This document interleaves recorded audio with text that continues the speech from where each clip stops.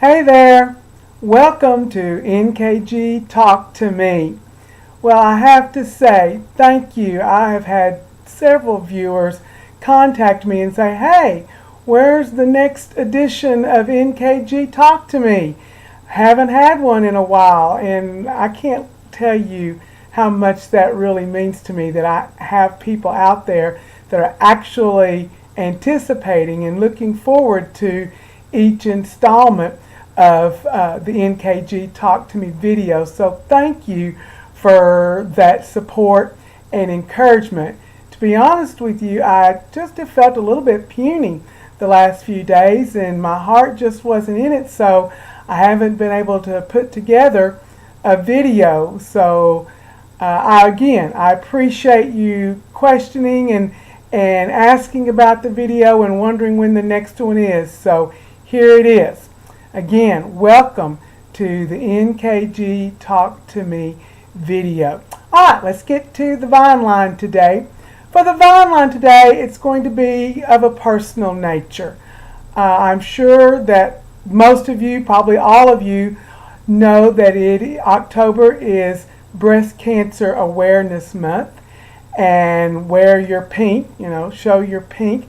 And this is very personal for me because 4.5 years ago now, I was diagnosed with breast cancer, and this is what I looked like 4.5 years ago. Yes, that would be me in the middle there, bald-headed, and two of my former students, they had made that headband for me and brought it up to school for me to wear.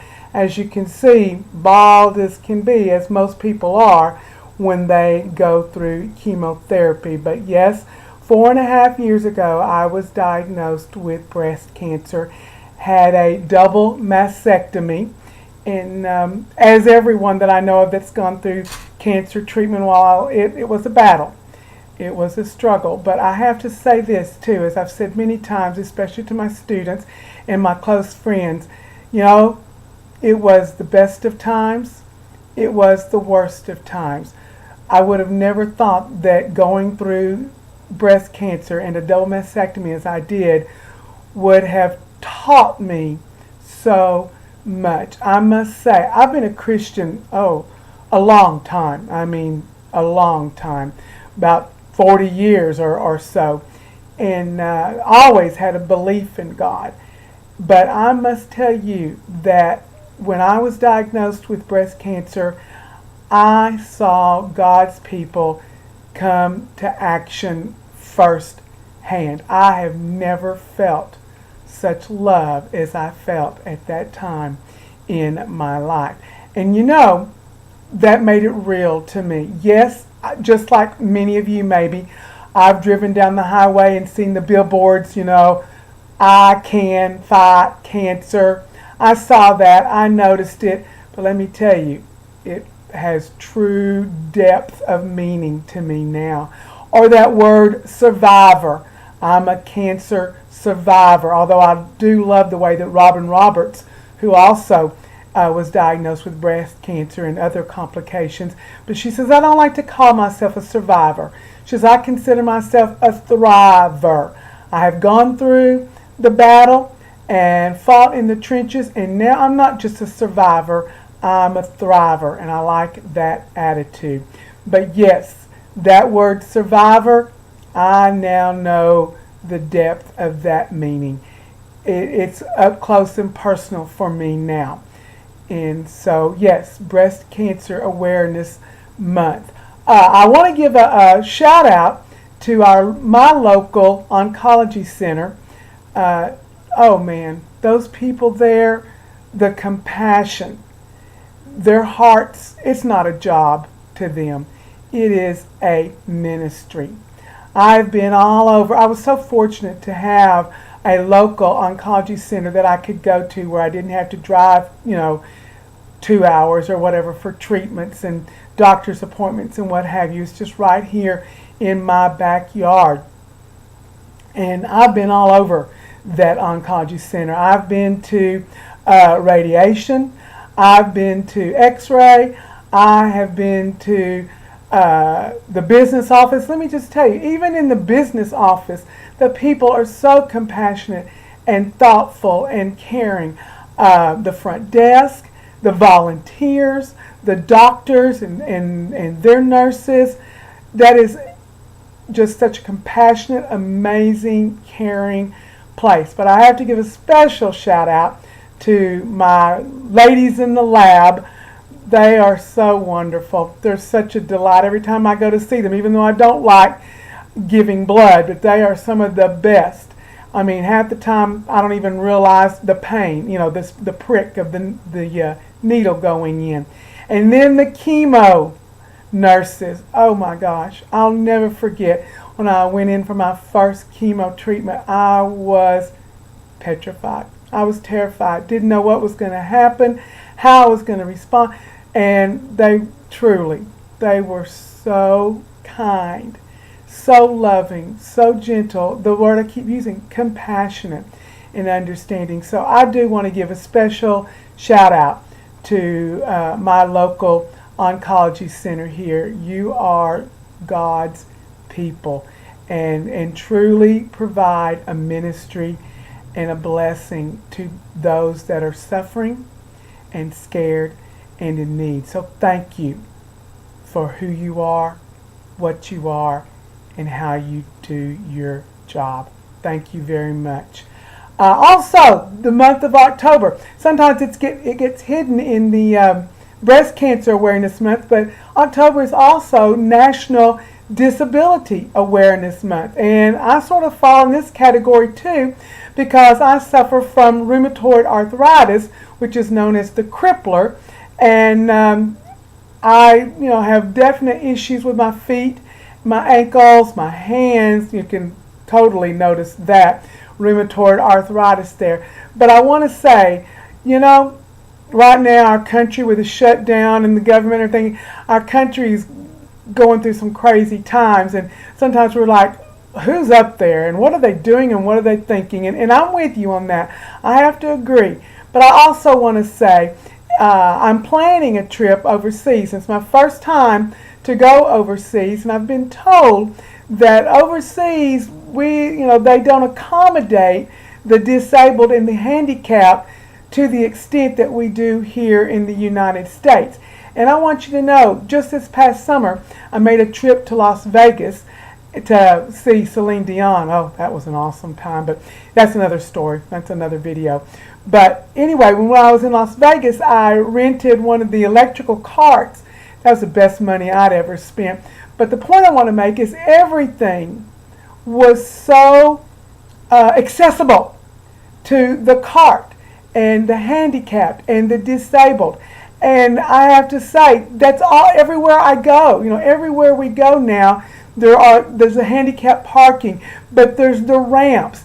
And it's a state law, they had to provide that. The handicap restrooms, it's everywhere we go. And I'm just grateful that, we live in a country that is accommodating and recognizes and values the disabled and the handicapped. And I want to say thank you for that, because I don't think that's everywhere, but it is in our country. It is in America, and for that I am thankful. It makes me able to go places and do things that otherwise I might not be able to. However, I also have to say I am grateful that I could park that cart.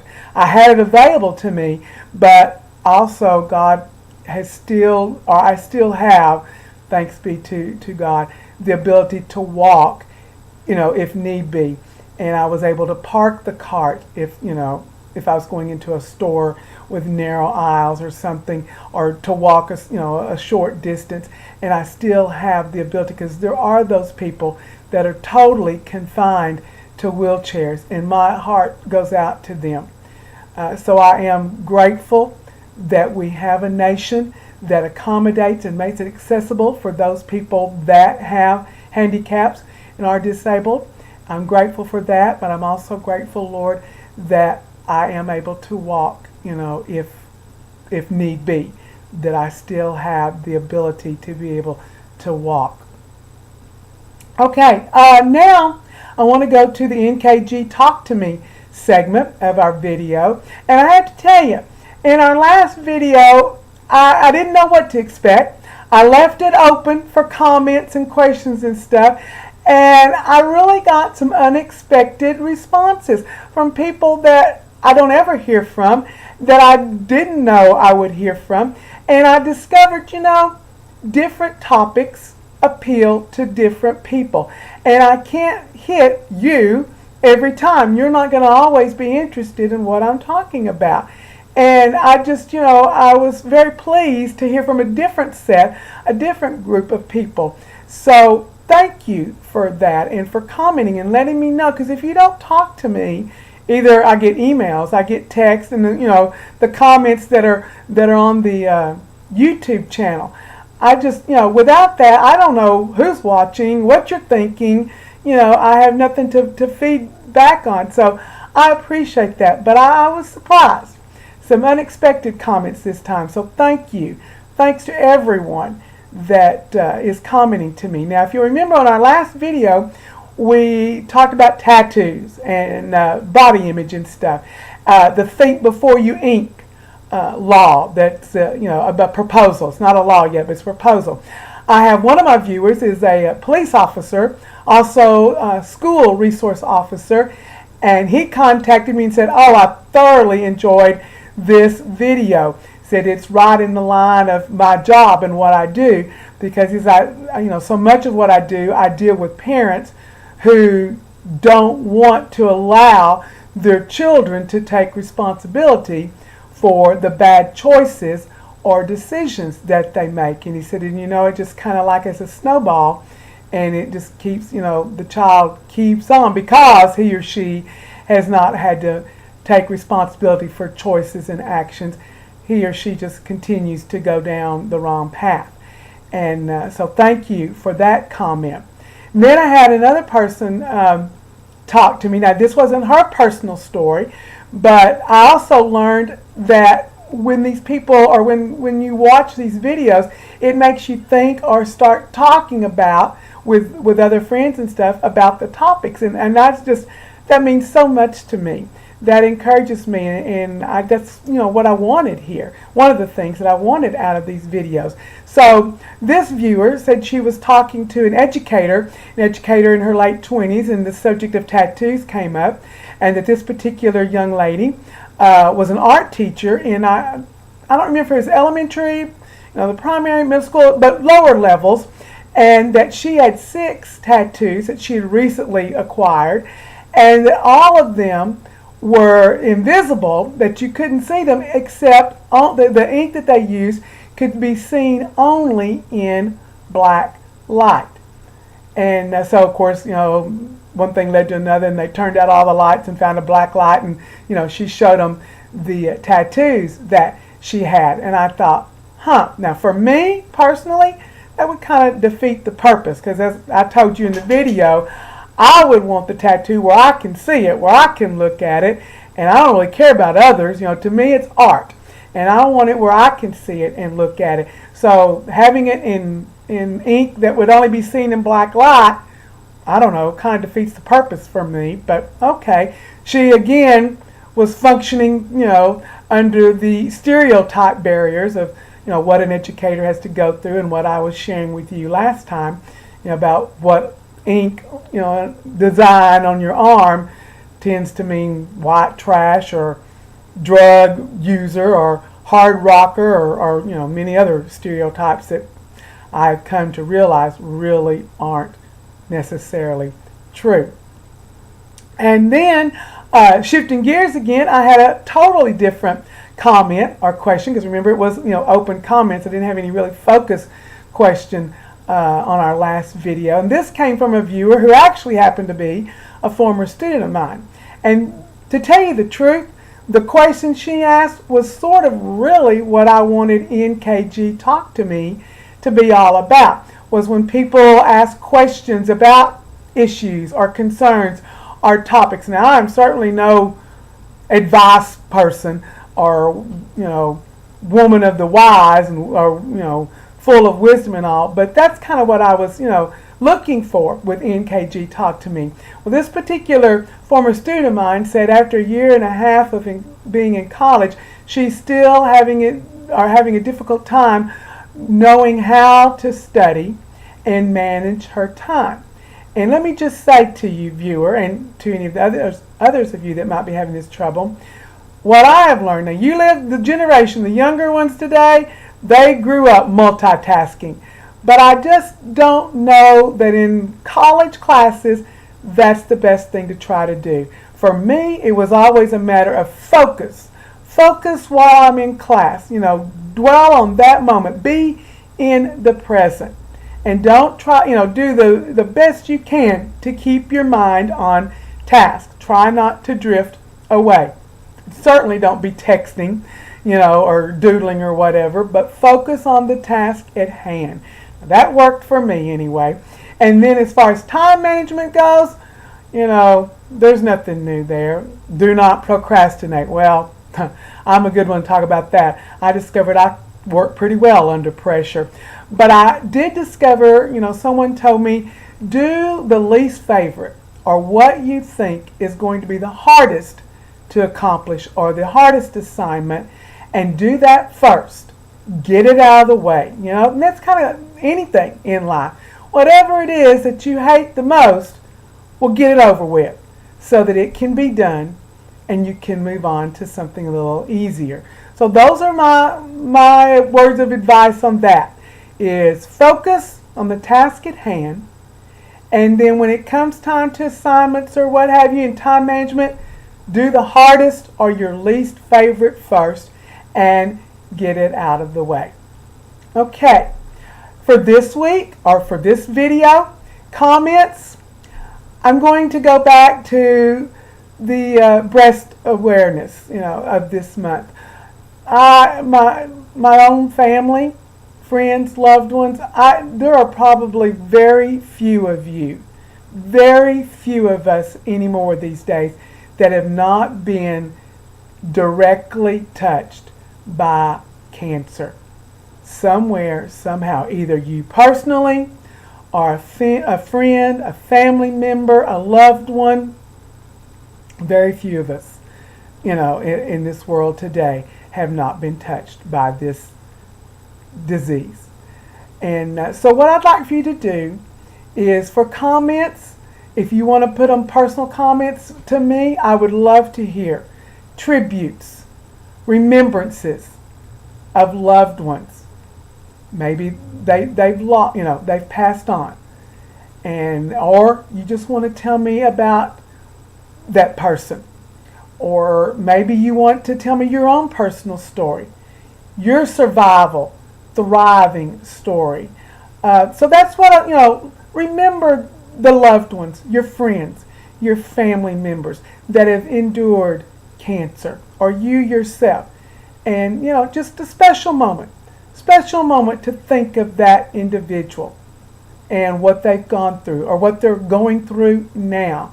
Because as I said, I don't think there's very many of us left out there anymore that have not been directly touched by this illness, this disease of cancer. So that's what I'm looking for today in comments in NKG Talk to Me, is tributes, remembrances, maybe even personal stories. Or of course, it's open to anything.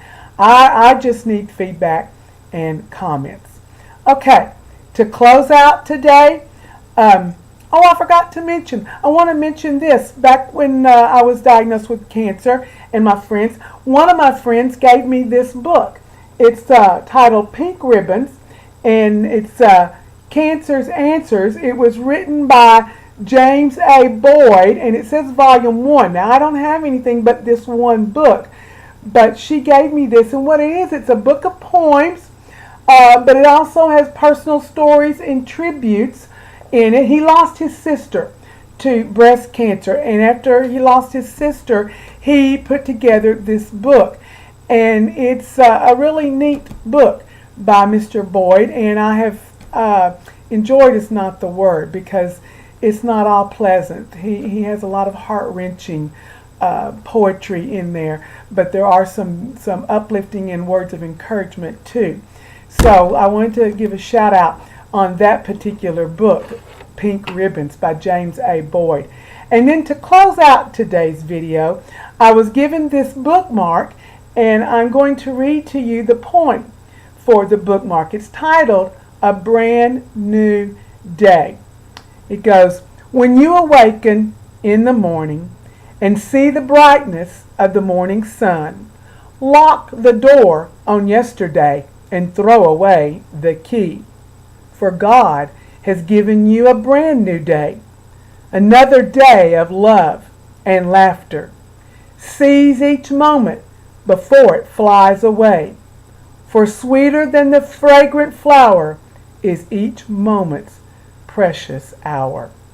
Make today your best day. The power is yours alone. Make today the happiest and best you've ever known. Yesterday is gone, as in a dream. Tomorrow is vision still unseen. Today is yours to live. It's treasures you can use. It can be your best day. It's up to you to choose. And that's so true. It is. It is up to each one of us to choose. So there you are. Thank you again so much for watching and tuning in. And give me comments and feedback, please. Don't forget to tell those that you love that you love them. All right, until the next time, carpe diem and celebrate life.